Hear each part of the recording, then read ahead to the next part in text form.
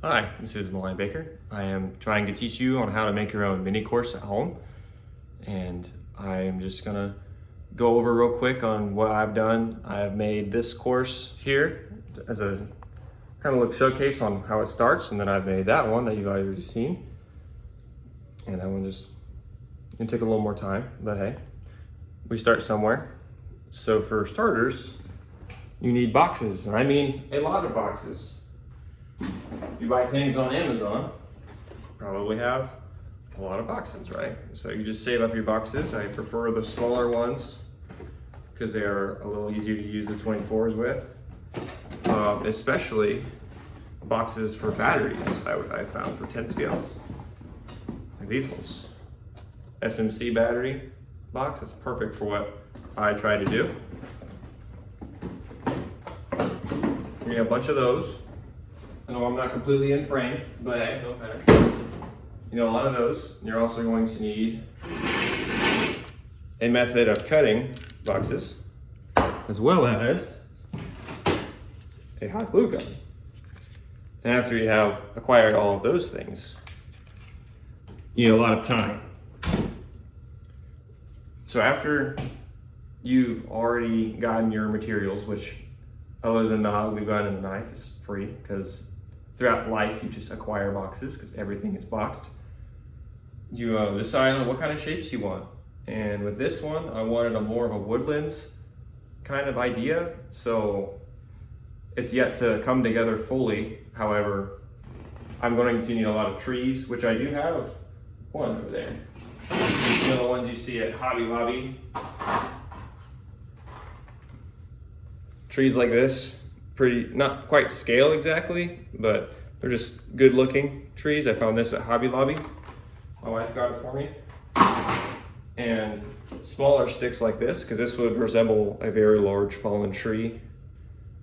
And I clean this up with like a toothbrush or whatever, and then I'll glue that down after the second to last step, excuse me.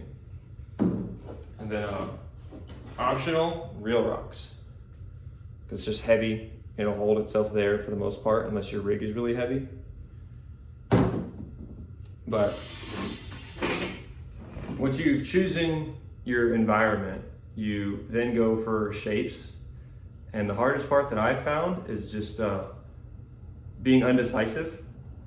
So the best way that I've found to get over being undecisive is just start gluing shit down. And once you start gluing shit down, it kind of just works out for itself. Because what I started with was actually this really big box all the way over here. Let's get a closer look. This really, really big box, which takes up probably around 10% of the table. And this is just one of those 6-foot foldable tables. And I was like, okay, now that I have this box glued down, I have to figure out something to do with it. So then I made up this ramp, and then I had this big box right here, which I just kind of turned into a ramp. This one's gonna be a lot harder than my last one, in my opinion, so let's kind of see where it goes. And then this is like to an egg crate. I know it's weak right now, but once we get to the later steps, we'll make it a little more challenging. And then I kind of went really crazy over here. And this is going to be a lake with aquarium rock. And it's just gonna sink, like your rigs are gonna sink down through the blue aquarium rock. It's gonna be blue. So it'll be a little lake, like I said.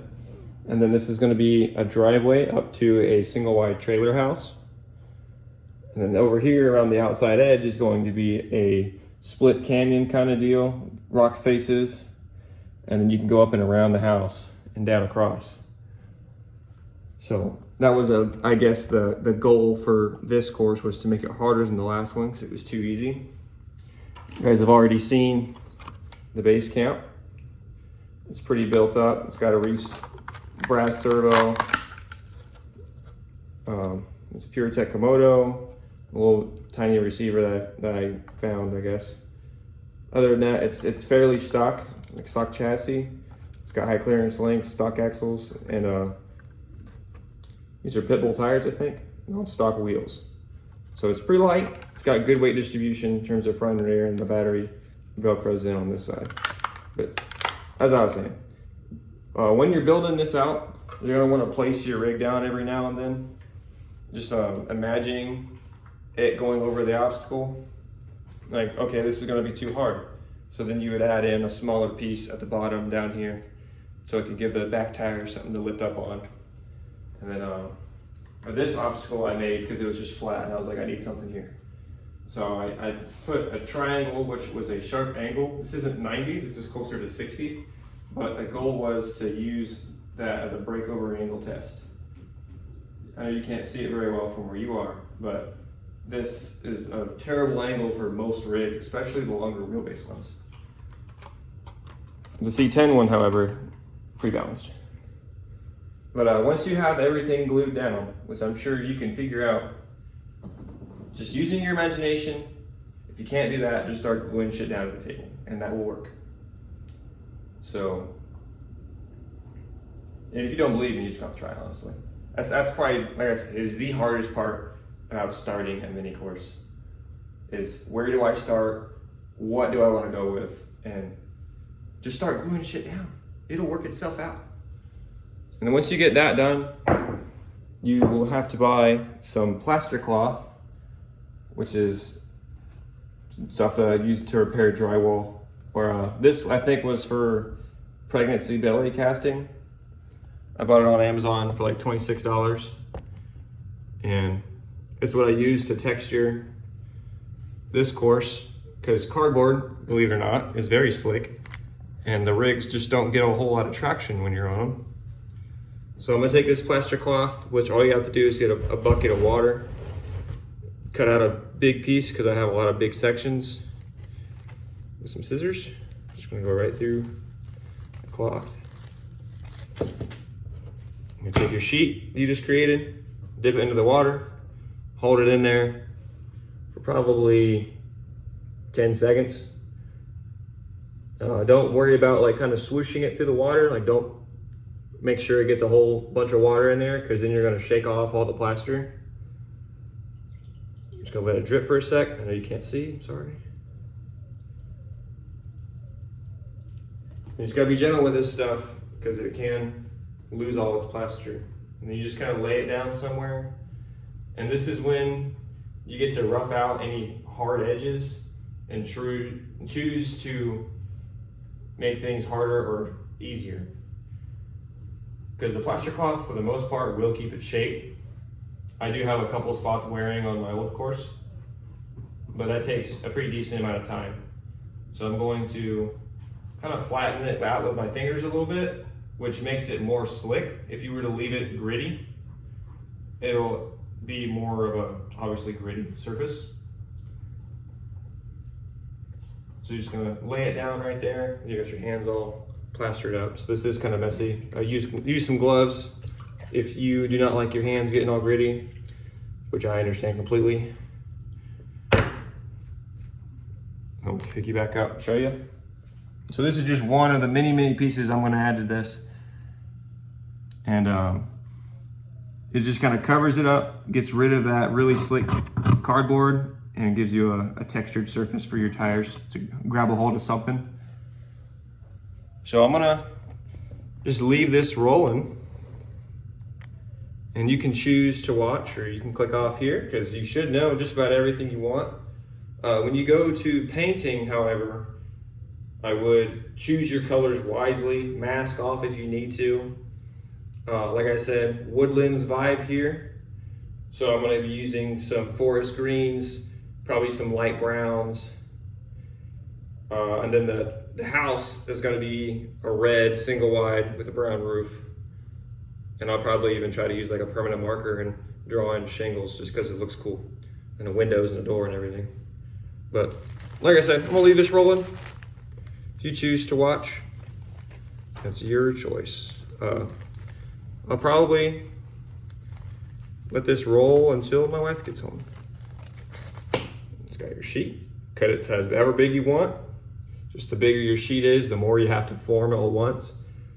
And I mean, it takes probably a couple hours to dry. And if you bump the table, one of your sheets move, you probably have enough time to fix it real quick, or you can re-wet it before you paint it.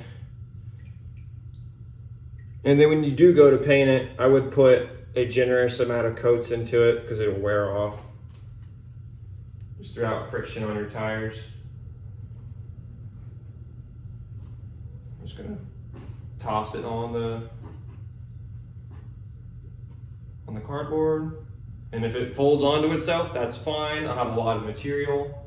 If you're on more of a budget, which shouldn't be crazy expensive, because again, it was 12 inches by 50 feet for $26, which is going to be plenty considering the surface area of this table is not that much. So I can even put multiple layers of plaster cloth on the table if I want. That's not a bad idea. Got a little bit of a bigger piece.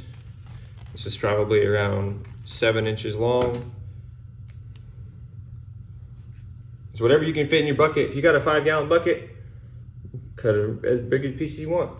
I would advise against putting the entire roll in the bucket at once though, because you're gonna be handling it a lot and a lot of the plaster is gonna fall off of the cloth, and then it's not really gonna do anything. So would advise against that. Just gonna shake it out lightly, lightly. Bring it on over, try not to fold it, but if you do, it doesn't matter too much. I'm just gonna drape it across. And then I want this piece right here, because it's slick, it's a side hill area. I want it to be gritty, so I'm gonna try to not flatten it as much as I can. As in the plaster portion of it, the cloth, I will try to not have too many folds, because your tires will pull on those and it'll just wear quicker. And then this is my second one, so I've got a small amount of experience now. And I will say it does get a lot easier the more you do it. So if you build one and you're like, oh man, I don't really like this, it's a lot easier to start your second one because you know what you didn't like about the first one.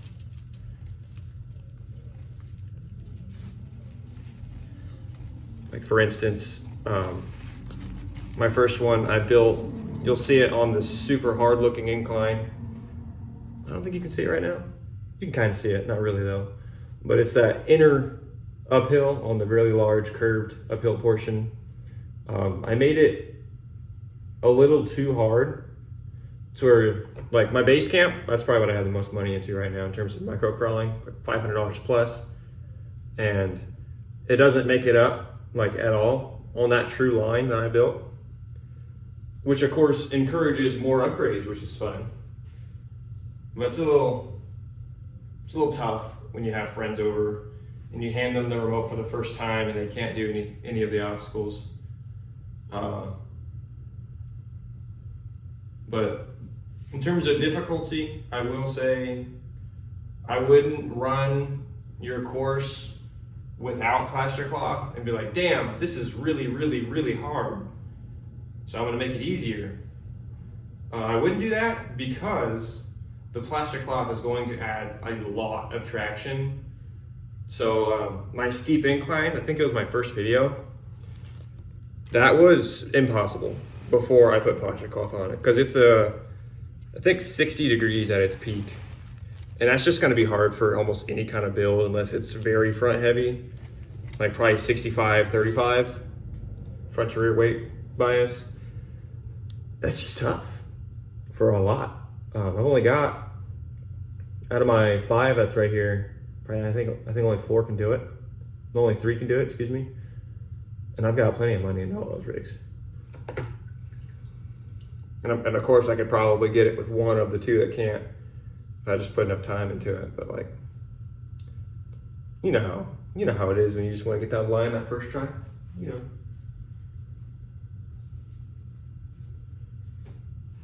So just drape and conform.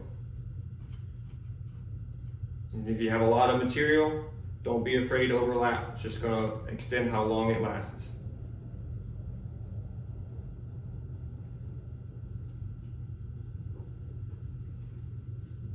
Gonna go back, hands covered in plaster, it's fine.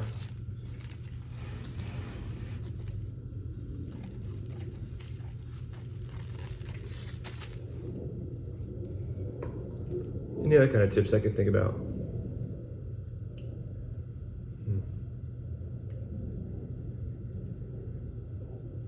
Say you build your course and it's too easy. Let's say that. Let's say you overcommitted a little too hard on making it easy. And like you're like, damn, I just put all this time and effort into this course and I just feel like it's a flat table still. The plaster cloth with an X-Acto knife is pretty easy to cut if you wanted to redo your table, because I'm eventually going to probably give these or sell these away so I can make new ones, because I just enjoy the process of making them. But if you didn't want to do that, you kind of cut your plaster cloth and wherever you want to make more difficult. Like for instance, I have this empty square that you probably can't see because it's behind the house. And say I had something there and I just wanted to reutilize that space. Like I might actually end up doing that to this tiny green box, which you also can't see. Rinse off. What can I move you guys at? I'm showing the table now. Okay, let's move you guys to over here. Can you see? You can barely see. Yeah. But this little green box right here has a 45-degree downhill right here, and then a sloping uphill right here, and it's shorter than the C10 wheelbase. So if you do not have a buggy where you have a 90-degree approach angle and departure angle, you're probably gonna get stuck. That might be changed. I'm gonna see what it's like with plaster cloth. If I think it's too hard still, I can either throw something in the middle of it so it's less of a steep kind of obstacle, or I can redo that piece. But it's only, I don't know, 7-inch long box, so I could replace that with a lot of things. Can you see the rest of my collection? Yeah, I got a Notorious, a Vendetta, a Hot Rod, and a few minis. And then, if you'd like to see content with those, definitely throw that in the comments. I know there's a lot of content out there for the Notorious, and then probably the Fortec as well. Haven't seen a whole lot on the Vendetta. It's discontinued now, so if you want one, that's kind of too bad. Buy it on Marketplace like everybody else. It's fast though. It's on a Senton chassis. Probably not a good beginner RC car. It doesn't come with any kind of traction control, so you're caught on your own. And center drive shaft doesn't come stock with a center diff. However, a Creighton 57 tooth center differential with 2 slipper clutches does fit in there. So that's what I have. I think it's the 4S Creighton. And it drives significantly better with the center diff, if you could imagine.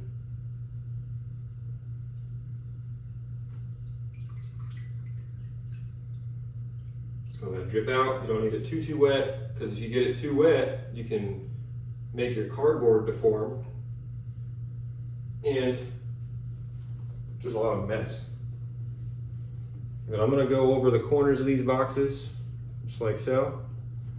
Kind of drape it, flatten it out. See, this is flattening it out. You can't even see that. How about here? Yeah, you can kind of see it here.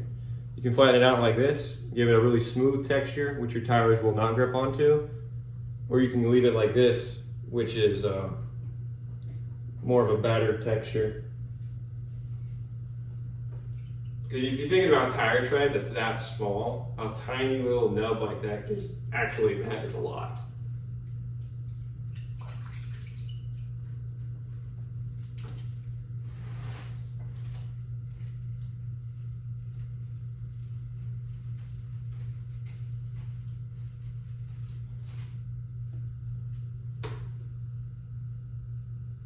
And I don't think I'm gonna put music on this video. If you like the silence and just the sound of my voice, building this course up, the water dripping and everything, I'm not sure how much you can hear.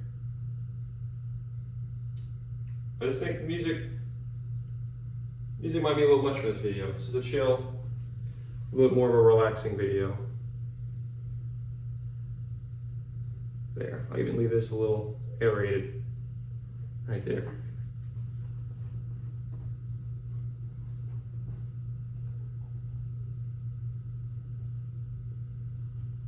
roll this out a little bit, flatten it down. There we go.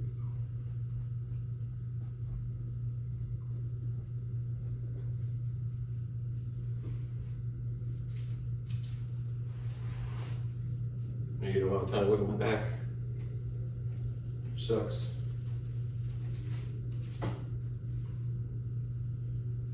This is a much more simple, like there's, of course you could do a million different things with foam. Because you can carve foam with like a hot knife or whatever. This is much more simple, much more budget friendly because like I was saying, like you're gonna accumulate boxes and you probably have a knife or some kind of knife or some scissors that can cut a box. And then I would consider a hot glue gun something most people have, especially if you're into crafting and you're exploring hobbies. That might be something you have. So I would kind of consider that being almost a basic household item. Because they fix a lot of stuff too, at least the lighter duty stuff. So a lot of this wouldn't cost you any money to do besides the price of the plaster cloth, and maybe if you want to include the glue sticks, sure. I got this table from Walmart. It was on sale. I think it was $35. It's a 6-foot foldable table. Yeah, that's what both of them are. And I think it'll serve its purpose quite well for me. You don't have to make them to where they still fold. I think that's just nice because you can see under the table back here, I can also put it where that bench is. I'll be able to put both of them right there and just gain back 12 feet of wall space in my garage. So that'd be nice. When doing so, if you want to make them still foldable, I would keep height in mind because you still have to fold it, right? So it's gonna be just as tall as both sides combined put together. So that one is actually quite tall when it's folded. Not tall, I mean wide, excuse me. It's really wide because of how tall it is on both sides of the table. And I wish I had a better spot for you guys, but this is a really good time to show. I'll show you after. Now, this plaster cloth is very malleable. You can really conform it pretty well to the texture you give the ground. There we go. Let me rinse my fingers. Go grab my tripod.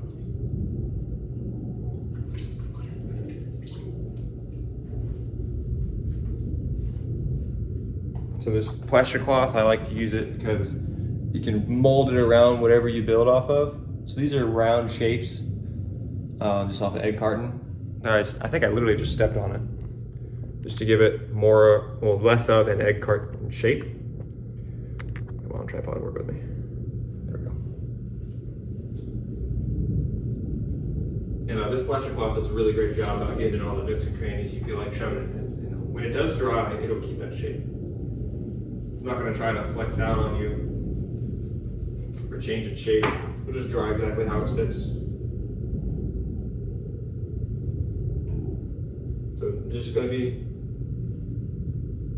over and over until you cover the whole thing.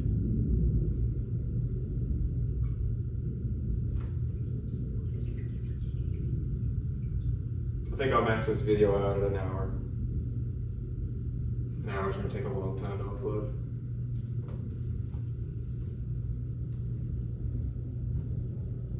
This is definitely a good dedicate a whole day to. Takes a while to cover everything. Conform all the pieces together. We're already at 24 minutes. And if I sound terrible, let me know, and I'll probably invest in a microphone. If I look terrible, deal with it. Just got off of work.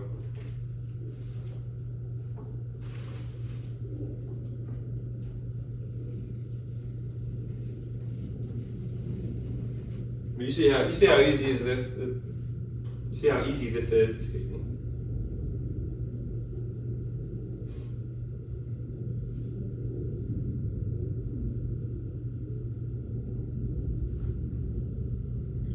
This might be a bit meticulous to have your child do with you if they're at the lower ages. I have 2 kids, they're 2 and 3. And this might be a little messy for something like them to help me with. But once it's done drying and everything, it's a pretty low mess after you paint it. Like you're not gonna dust off everywhere. I will say on your tires, you are gonna notice some white dust comes off of the plaster. And it's a little not fun to clean off because it's just more crap to deal with. But it does a pretty good job. I haven't found a better alternative.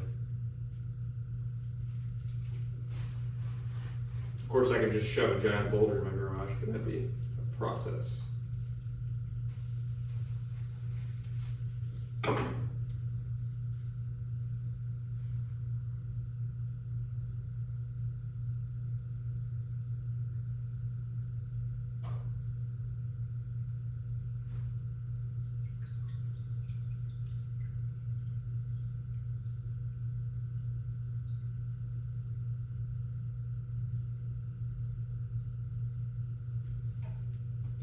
Look at this, we're almost halfway done with this table already. With this side at least.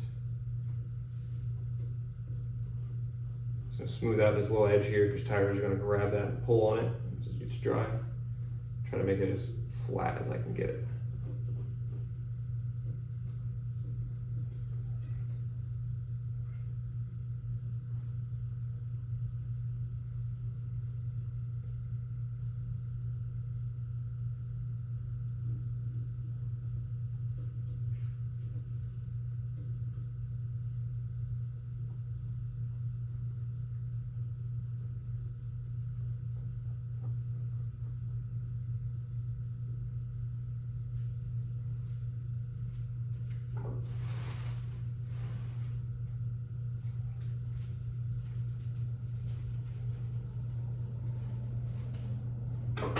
Ooh, one more recommendation. I'd probably throw down a plastic trash bag or something on top of whatever you decide to lay this stuff on, because it's very, very dusty.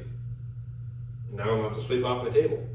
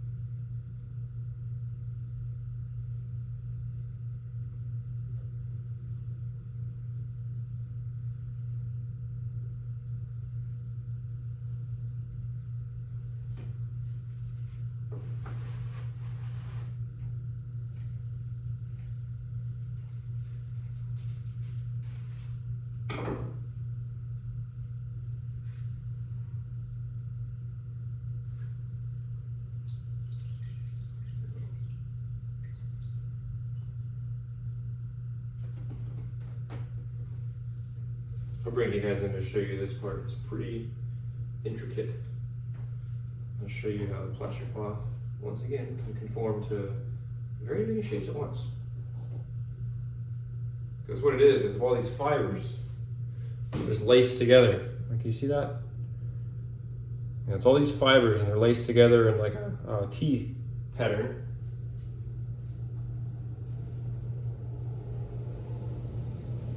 So it's very flexible. You can make a whole bunch of shapes out of them.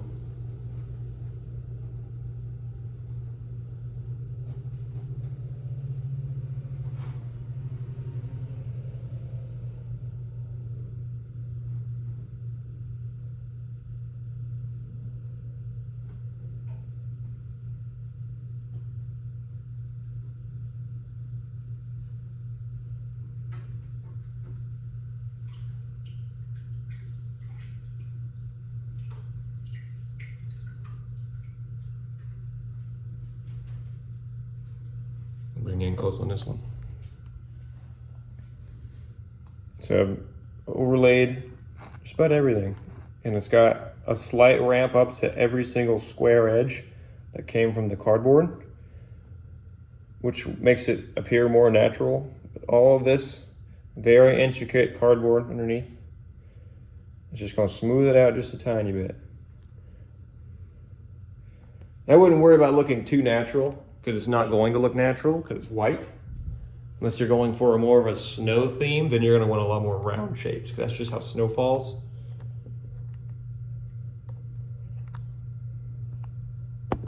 Oh. Now you're tilting too far down, excuse me. Hold that there. Put you over here.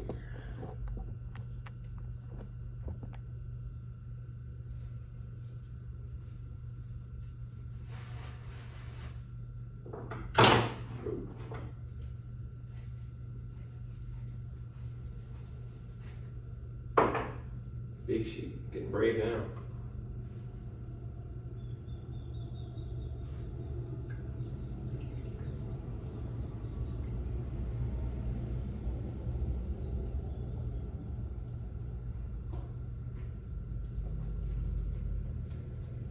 Real big piece, just gonna drape it right across. Don't worry about smoothing it out after the fact.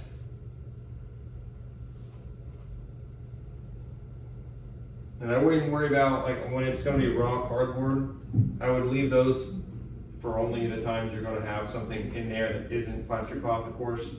Like I said, with the aquarium rocks, I don't have to fill this in with plaster cloth because that'd kind of be a waste. It's never really going to come in contact with tires anyways. And to further extend the loss of traction you'd have in water, the cardboard at the bottom would still be slick.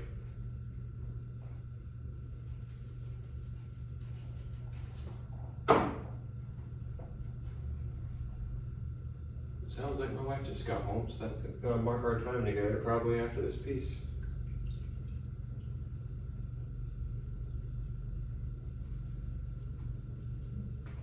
Go wherever you can see it nice and easy right here on this little hill.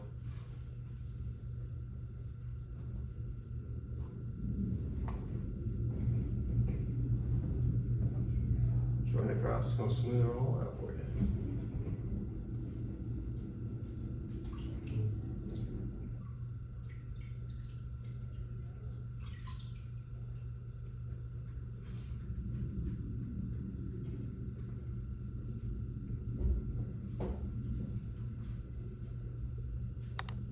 Quick little once over what we've done. Kind of laid it across, doesn't have to be perfect. Right here is already drying up. You're getting a view of how it would probably look after you're done drying. It's still drying over here. All right, fellas. They're all tilted now. There we go. If you've made it this far in the video, I'd like to thank you. I would consider hitting the like button and hitting the subscribe if you'd like to see some more. Thank you very much. I hope you enjoy.